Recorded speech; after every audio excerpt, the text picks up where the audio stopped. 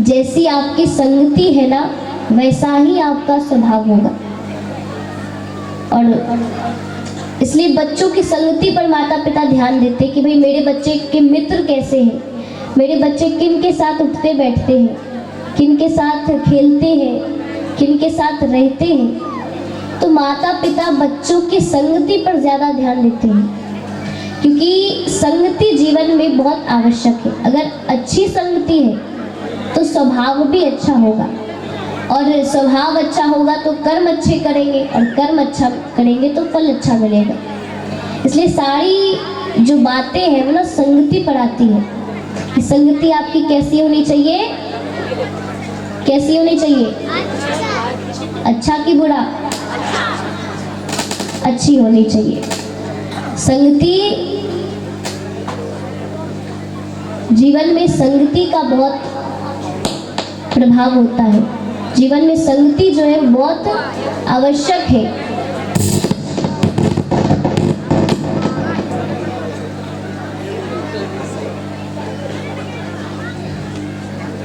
प्रेम से बोली भक्त वत्सल भगवान की, सावरिया सेठ की, वृंदावन बिहारी लाल की जय।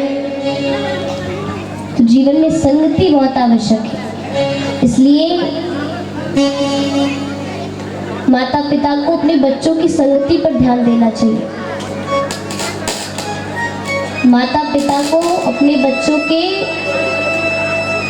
स्वभाव पर ध्यान देना चाहिए। और अभी इस वक्त हमारी संगति क्या है? इस वक्त हमारी संगति क्या है? भगवान का नाम, भगवान की कथा, भगवान का चरित्र, भजन कीर्तन, ये हमारी संगति है इस वक्त। अच्छा एक बात बताओ, आप सभी यहाँ क्यों आए हैं? आप सभी यहाँ क्यों आए हैं? बोलो। कथा सुनने की पंचायत करने? क्या क्या है? क्यों आए हैं? इधर वाले क्यों आए हैं? कथा सुनने, भगवान से मिलने, भगवान से परिचित होने। तो हम सभी यहाँ क्यों आए हैं? कथा सुनने। तो जब कथा सुनने आए हैं तो 7 दिनों तक भगवान की सुंदर सी कथा को श्रवण करना है और अपने जीवन में उतारना भी है। और शांति का दान देते हुए, शांति का दान देते हुए सभी को कथा श्रवण करना है। हम सभी यहाँ कथा श्रवण करने आए हैं, भगवान के चरित्र को जानने आए हैं। क्योंकि जब तक आप किसी को पहचानेंगे नहीं, जानेंगे नहीं, तो आप उससे बात कैसे करेंगे? अगर आप किसी ऐसे व्यक्ति से मिले हो जिसे आप जानते नहीं, तो सबसे पहले क्या पूछोगे? आप कौन हो, क्या नाम है, कहाँ से आए हो, ये पूछोगे ना। तो उसी प्रकार जब तक आप भगवान को जानोगे नहीं, तब तक आप भगवान से बात कैसे करोगे, भगवान से प्रेम कैसे होगा? तो ये जो कथा है, ये जो भगवान का चरित्र है, क्यों आपको सुनाई जा रही है? ताकि आप भगवान को जानो, समझो। तो हमारी संगति क्या है? भगवान का नाम, भगवान की कथा। तो हम सभी भगवान की कथा को श्रवण करेंगे और इस विश्वास के साथ कि भगवान हमारे साथ है, हम सभी कथा को आज के प्रथम दिवस को प्रारंभ करेंगे। और देखिए अगर इतने 7 दिन में, इन 7 दिनों में मुझसे या फिर सनातन जागृति सेवा के किसी भी सदस्य से कोई भूल हो जाए, कोई गलती हो जाए, तो आप हमें अपने घर के बच्चे समझकर क्षमा कीजिएगा। हमारे में लाखों अवगुण हैं, लेकिन देखो हर किसी में अवगुण होता है, लाखों अवगुण होते हैं, लेकिन एक ना एक गुण भगवान भेजते हैं। तो उन गुणों को देखिएगा, उन गुणों को पकड़िएगा, हमारे अवगुणों को ना देखते हुए, हमारे गलती को क्षमा करते हुए और घर के बच्चे समझकर, क्योंकि घर के बच्चे गलतियां करते हैं तो ऐसा थोड़ी कि माँ बाप उन्हें घर से निकाल देते हैं कि जाओ अब कभी मत घर आना। अब बच्चे ने मान लो कांच तोड़ दिया तो माता पिता उन्हें घर से थोड़ी निकाल देते हैं, माफ कर ही देते हैं। तो अपने घर के बच्चे समझकर हमें क्षमा कर दीजिएगा और प्रेम से भाव से भगवान के चरित्र को श्रवण करेंगे, भगवान को जानेंगे। आइए हम सभी कथा में प्रवेश करेंगे। प्रेम से बोलिए वृंदावन बिहारी लाल की। तो यहाँ वेद व्यास जी महाराज कथा लिख रहे हैं। अब ये वेद व्यास जी कौन है? तो वेद व्यास जी महाराज श्रीमद् भागवत कथा के रचयिता है। वही ये श्रीमद् भागवत कथा लिखते हैं और भगवान के आदेश पर ये कथा लिख रहे हैं वेद व्यास जी। एक बार वो बड़े दुखी थे, उन्होंने सोचा अब क्या करें। देखो वेद व्यास जी जो बहुत बड़े संत हैं, बहुत बड़े ऋषि हैं, उन्होंने 18 पुराण लिखे, बहुत सारे उपनिषद उन्होंने लिखी और फिर ये श्रीमद् भागवत कथा, श्रीमद् देवी भागवत, अन्य भी कई पुराण वो लिखे हैं। 18 पुराण की उन्होंने रचना करी है और वेद व्यास जी यहाँ श्रीमद् भागवत कथा लिखने बैठे हैं। श्रीमद् भागवत कथा वो वेद व्यास जी सुना रहे हैं और श्री गणेश जी महाराज लिख रहे हैं। तब उन्हें समझ नहीं आ रहा कि क्या करें, भाई सबसे पहले क्या लिखे। अब उन्होंने गणेश जी की स्तुति करी, गणेश जी की वंदना करी और अब वो सोच रहे कि क्या लिखे। ऐसे कौन से भगवान की स्तुति करें, ऐसी कौन सी स्तुति करें जिससे पूरे ब्रह्मांड की स्तुति हो जाए। क्योंकि तुलसीदास जी जब रामायण लिखने बैठते हैं तो वो सभी पूरे ब्रह्मांड की स्तुति करते हैं, भगवान की, देवता की, पेड़ पौधों की, पृथ्वी की, जल की, आकाश, यज्ञ, वायु, दैत्यों की भी स्तुति करते हैं। दैत्य बड़े प्रसन्न, भैया आज तक किसी ने मेरी स्तुति नहीं की और ये तुलसीदास जी तो बड़े महान है, हमारी स्तुति कर रहे हैं। तो तुलसीदास जी सभी पूरे ब्रह्मांड की स्तुति करते हैं। लेकिन वेद व्यास जी ने सोचा कि भाई ऐसे कौन से देवता की स्तुति लिखे, देवता की स्तुति करे जिससे पूरे ब्रह्मांड की स्तुति हो जाए। तब वो क्या लिखते हैं, बोले सच्चिदानंद रूपाय विश्वोत्पत्त्यादि हेतवे तापत्रय विनाशाय श्री कृष्णाय वयं नमः। क्या लिखे, किनकी स्तुति करें?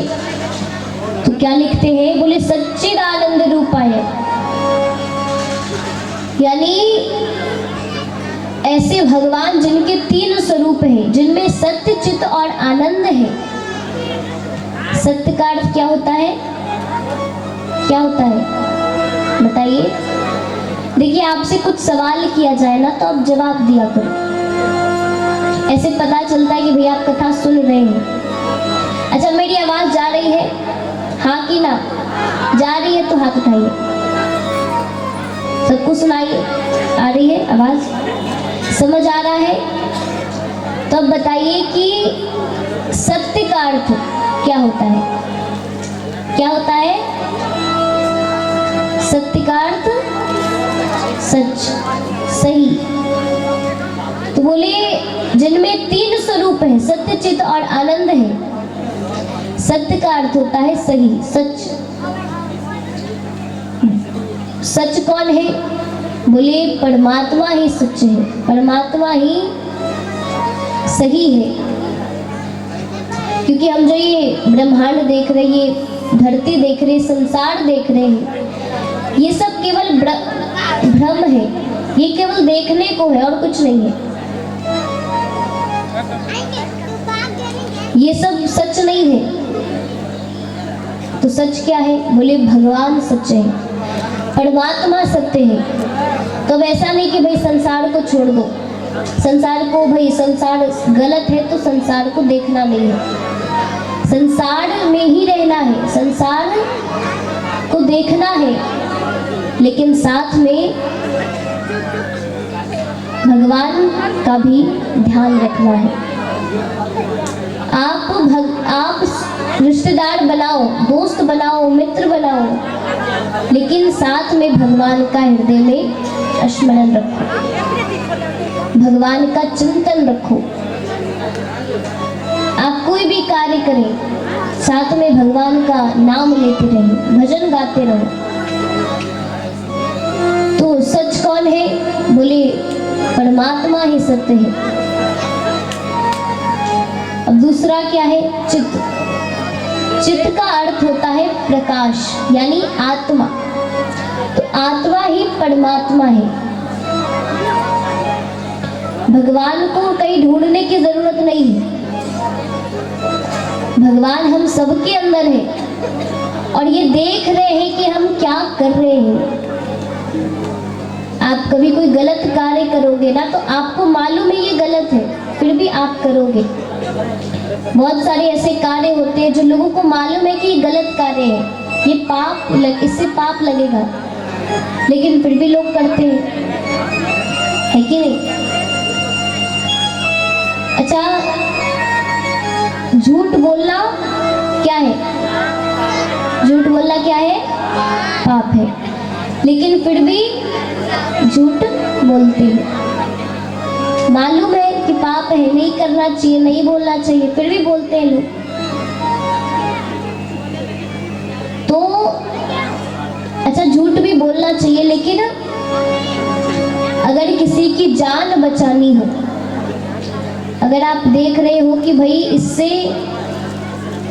ये झूठ बोलने से किसी की मदद हो सकती है, किसी की सहायता हो सकती है, किसी का जीवन बच सकता है, किसी की नौकरी बच सकती है, तो ये झूठ नहीं होता। लेकिन अगर आप अपने फायदे के लिए झूठ बोलोगे तो वो पाप से भी बड़ा पाप है। तो हम सबके अंदर परमात्मा है, हम सबके अंदर भगवान है। आप ऊपर जाकर झूठ नहीं बोल सकते कि भाई हमने बहुत अच्छे कार्य किए। भगवान को सब मालूम है कि आपने क्या किया, आप क्या कर रहे हैं। तो यहाँ वेद व्यास जी लिखते हैं कि सच्चिदानंद रूपाय, सत्य, चित और आनंद। आनंद का अर्थ है, बोले भक्ति में ही आनंद है, भगवान की भक्ति में, भगवान की सेवा में ही आनंद है। लेकिन कैसी भक्ति? कैसी भक्ति? निस्वार्थ भक्ति, निस्वार्थ भाव, कोई स्वार्थ नहीं। जब कृष्ण जी, जब भगवान श्री हरि, भगवान श्री कृष्ण जब मथुरा जाते हैं ना, गोपियों से मिलते हैं, गोपियों ने कहा कन्हैया तुम्हें जाना है तो जाओ, अगर तुम्हें जाने में खुशी मिलती है तो जाओ, लेकिन जल्दी आ जाना। देखो, गोपियों को मालूम है कि भगवान कृष्ण के बिना नहीं रह सकते, लेकिन गोपियों ने क्या कहा कि अगर तुम्हें जाने में खुशी मिलती है तो जाओ, अगर तुम्हें खुशी मिल रही है, जिस कार्य में तुम्हें आनंद आ रहा है तुम वो करो, हम तुम्हें नहीं रोकेंगे। तो ये निस्वार्थ भक्ति होती है। हनुमान जी ने जीवन भर राम जी की सेवा करी, लेकिन कभी भी कुछ मांगा नहीं, कभी भी कुछ कहा नहीं कि प्रभु मेरा ये कार्य कर दो। जीवन भर उनकी सेवा करी, जीवन भर उनके साथ रहे और कभी कोई इच्छा नहीं रखी कि प्रभु आप मेरा ये कार्य कर दो, आप मुझे ये दे दो, वो दे दो। तो भक्ति कैसी करनी चाहिए? निस्वार्थ, बिना किसी स्वार्थ के। क्योंकि अगर आप भगवान से मांगोगे तो इसमें आपका ही फायदा नहीं होगा। क्योंकि हम कितना सोच सकते हैं, हमारी बुद्धि उतनी बड़ी नहीं है, बहुत छोटी सी बुद्धि है हमारी। हम कितना सोच सकते हैं कि भगवान ये दे दो, भगवान धन दे दो, दौलत दे दो, बंगला दे दो, गाड़ी दे दो, यही सब मांग सकते हैं। ज्यादा से ज्यादा स्वर्ग मांग लेंगे, स्वर्ग दे दो, लेकिन और कितना मांग सकते हैं। लेकिन अगर आप निस्वार्थ भक्ति करोगे तो आप कुछ नहीं मांगोगे, तो भगवान खुद को आपको समर्पित कर देते हैं। और जिसके पास भगवान है उसको क्या चीज की जरूरत, क्या चाहिए उसे? भाई जिसके पास भगवान है उन्हें क्या चाहिए? भगवान तो समर्थवान है। आपके पास भगवान हो तो आपको किसी चीज की कोई जरूरत नहीं है। तो भक्ति में ही आनंद है। और भक्ति कैसी? बोले निस्वार्थ भक्ति में आनंद है। निस्वार्थ भक्ति करनी चाहिए, अपना स्वार्थ नहीं रखना चाहिए। और भगवान से अगर कुछ मांगना ही है तो भगवान से नहीं, भगवान को मांगना चाहिए। तो वेद व्यास जी भगवान की स्तुति करते हैं कि सच्चिदानंद रूपाय विश्वोत्पत्त्यादि हेतवे, जो विश्व की उत्पत्ति करते हैं, पालन करते हैं और संहार करते हैं, वही तो है विश्व की उत्पत्ति करने वाले, पालन करने वाले, वही संहार भी करते हैं। तो विश्वोत्पत्त्यादि हेतवे और तापत्रय विनाशाय, और क्या करते हैं भगवान? बोले उत्पत्ति तो करते हैं, पालन भी करते हैं, संहार भी करते हैं, और क्या करते हैं? तापत्रय विनाशाय, यानी 3 प्रकार के ताप होते हैं।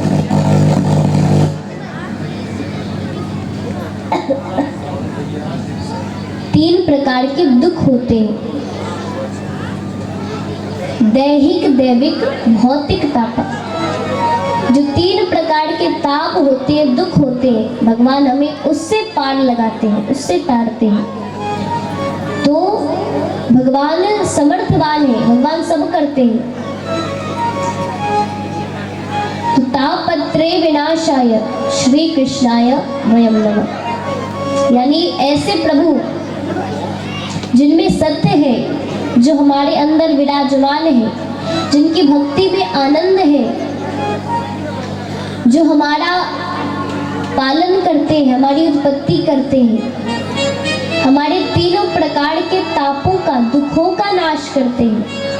ऐसे प्रभु, ऐसे भगवान श्रीहरि को राधा जी के सहित प्रणाम करते हैं। प्रेम से बोले वृंदावन बिहारी लाल की जय, राधा रानी सरकार की जय। तो इस प्रकार वेद व्यास जी भगवान के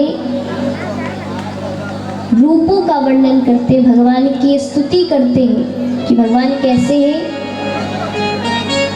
तो यहाँ वेद व्यास जी कथा को लिख रहे हैं। अच्छा, अब यहाँ कथा क्यों लिख रहे हैं? बोले भगवान के आदेश पर कथा लिख रहे हैं। भगवान जो वेद व्यास जी है ना, वो स्वयं भगवान के अवतार है, और वेद व्यास जी स्वयं भगवान के अवतार है। और एक बार वेद व्यास जी बैठकर रो रहे थे। अब देखो, इतने बड़े संत महात्मा रो रहे हैं, तो भगवान ने नारद जी को भेजा, जाइए देखिए क्यों रो रहे हैं। तो पूछा नारद जी ने, क्यों रो रहे हैं? बोले प्रभु अब रोए नहीं तो क्या करें, हमने हमने इतने शास्त्र लिखे, इतने उपनिषद लिखे, पुराण लिखे, लेकिन फिर भी मुझे शांति नहीं मिल रही। मुझे ऐसा लग रहा है कि कुछ ना कुछ बच गया है, कुछ तो बाकी है। मुझे ऐसा लग रहा है कि इतना सब कुछ करने के बाद भी कलयुग के जीवों का कल्याण नहीं होने वाला। मुझे बहुत दुख है कि मैंने इतने उपनिषद लिखे, पुराण लिखे, लेकिन किसी में कल्याण नहीं होने वाला। तो कलयुग के जीवों का कल्याण कैसे करें? जो संत होते हैं ना, वो कभी अपने बारे में नहीं सोचते, वो जीव के कल्याण के बारे में, संसार के कल्याण के बारे में सोचते हैं। तो हम क्या करें? नारद जी ने कहा, प्रभु आप चिंता मत करो। ये जो आपको लग रहा है ना कि कुछ ना कुछ बाकी है, ये क्यों लग रहा है? बोले क्योंकि आपने जितने भी उपनिषद लिखे, पुराण लिखे, शास्त्र लिखे, सब में ज्ञान का जो महत्व है ना, वो सबसे ऊपर है। आपने जितने भी शास्त्र, वेद, पुराण लिखे, उसमें सबसे ऊपर ज्ञान है। आपने ज्ञान को सबसे ऊपर बताया है। लेकिन भगवान क्या कहते हैं? ज्ञान से भी ऊपर क्या है? बोले ज्ञान से भी ऊपर प्रेम है। अब मान लो आप बहुत ज्ञानी हो, आपको बहुत अच्छा, आपके पास बहुत ज्ञान है, लेकिन आपको ये नहीं पता कि बड़ों का सम्मान कैसे करते हैं, बड़ों से प्रेम से बात कैसे करते हैं, आपको ये नहीं मालूम। तो कोई आपसे प्रसन्न होगा? अब आप बहुत ज्ञानी हैं, लेकिन किसी के सामने जाकर बहुत उसे डांट रहे हैं, खूब उसे डांट रहे हैं, उसे बुरा भला कह रहे हैं, तो आपसे कोई प्रसन्न नहीं होने वाला। और अगर आपके पास कुछ नहीं है, कोई ज्ञान नहीं है, लेकिन आप किसी से प्रेम से बात कर लो, आपको लोग बहुत बड़े ज्ञानी समझेंगे। इसलिए प्रेम तत्व जो है ना, वो सबसे ऊपर है। प्रेम का जो स्थान है ना, बहुत ऊपर है। इसलिए आप कुछ ऐसा लिखो। और देखो, श्रीमद् भागवत में भी ये बात लागू होती है, क्योंकि ये जो पहला दिन है ना, कथा का प्रथम दिवस, इसमें ज्ञान की बातें ज्यादा है। इसमें ज्ञान तत्व जो है ना, सबसे ऊपर है। आज की कथा में ज्ञान की बातें ज्यादा होंगी, लेकिन धीरे धीरे जब कथा आगे बढ़ेगी, कल से उत्सव इत्यादि शुरू होंगे। आज ज्ञान की बातें हैं, कल से उत्सव होंगे। यानी कल शिव विवाह है। किनका विवाह? शिव जी और पार्वती जी का विवाह है। रोजाना उत्सव होंगे और चौथे दिन जो है वो विशेष उत्सव है।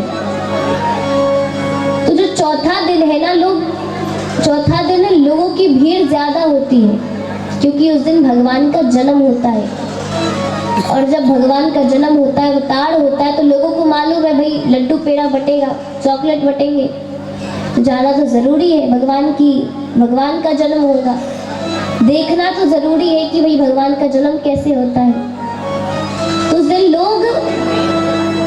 लोगों को मालूम है, उस दिन प्रेम होगा, उस दिन चॉकलेट बटेंगे, लड्डू पेड़ा बटेगा, उस दिन